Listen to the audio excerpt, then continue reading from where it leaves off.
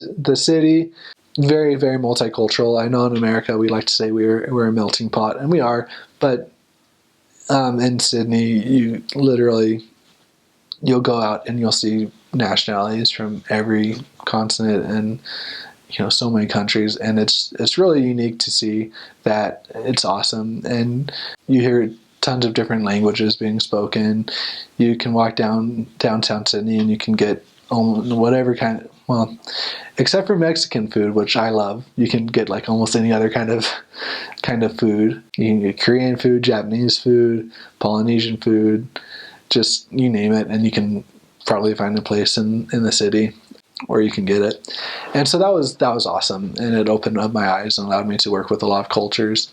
University of Sydney is awesome. I spent in my second area where we spent kind of in Sydney. We would go there a few times a week to contact, and a lot of Asians were there and would come and study abroad there. And it was just a really fun place where there were a lot of different cultures and a lot of different ideas, and it was very much a place where ideas were fostered. In Sydney, you have, the Opera House, which is awesome, which was in my second area. So we, on B days and stuff, we would get to go up and do all the touristy things. So that was really cool. You walk out and you have like Aboriginals playing the didgeridoo, which is kind of this like long stick that you blow into and makes the kind of wailing sound. It's really hard to describe. You kind of have to listen to it. But you have Hyde Park, which is kind of like Central Park in New York, where it's just a really pretty park, and people just go there and enjoy it. And right across from Hyde Park is actually where the church has their kind of main office in Sydney, and there's like a little chapel that the YSA ward meets in. And so that's kind of is a really pretty place for the church to kind of be based in Sydney. Right across the street from Hyde Park, there's a really cool cathedral that a lot of tourists go to see. That's we went in a few times, and it's beautiful, stained glass, and it's a really it was one of the first things that was built there. And so it kind of harkens back to a lot of the Catholic origins that Sydney, that Australia itself was based on. And yeah, it's just a really fun melting pot and a lot of cultures. The cost of living there is very high. I know in terms of mission funds, we would be in the top 3 or top 5 consistently of like how much funds the missionaries would get, because it's expensive to live there. If you go to McDonald's, you're probably going to spend $10 at least. If you want like a burger, fries, and a drink, it'll put you out $10. And so that's kind of, it's a little bit different than it is here in terms of that. So our mission, the senior couple would pay the bills and stuff. But one time the bill got sent to us, and this was when I was 25 minutes outside the city, and it was like $1,200 a week for rent for a little 2-bedroom apartment on the 3rd floor of some kind of rundown apartment complex. And so it's expensive, but people get paid a little bit more. If you work at McDonald's, you're getting paid $15 an hour. So people they obviously find a way to make it work. I'd say overall the standard of living is pretty comparable to what it is here in the U.S., with a few kind of differences here and there.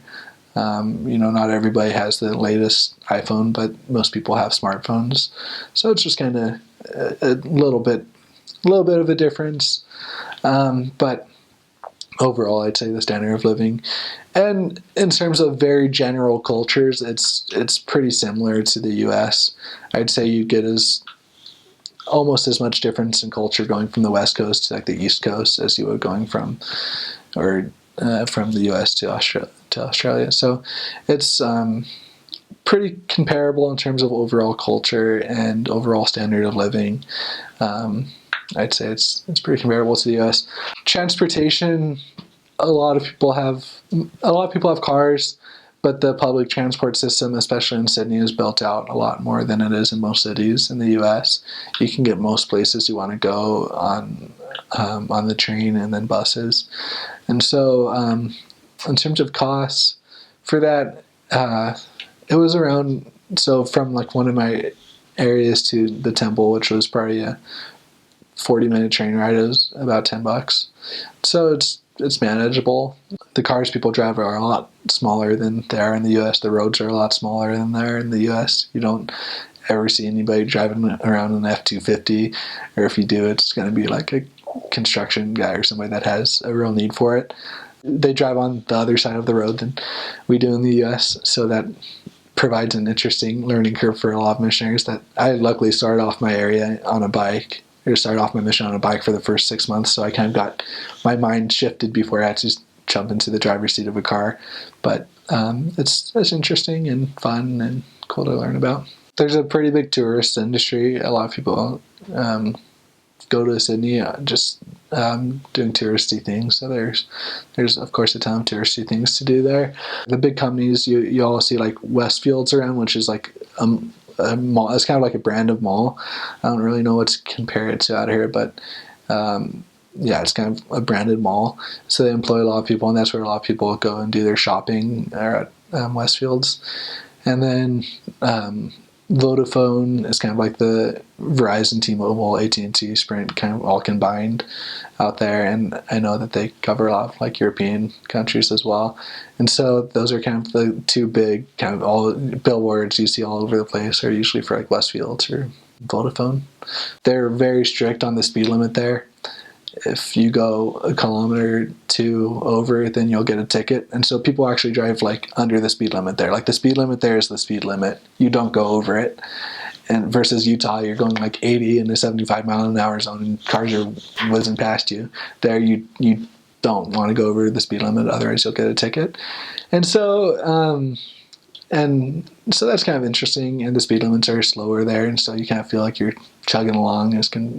When you think back to Utah or the U.S. in general, you just want to be considerate and drive. They lay on the horn a lot more than people do, I feel like, out here in Utah.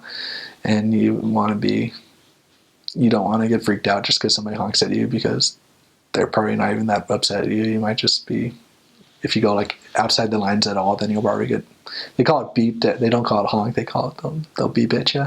So they don't see it as being as offensive, I feel like, as we do here. And so just little cultural differences in driving and transportation. And a lot, like I said earlier, a lot more people take public transport or take the buses. And that's kind of more of a built into the culture than it is here.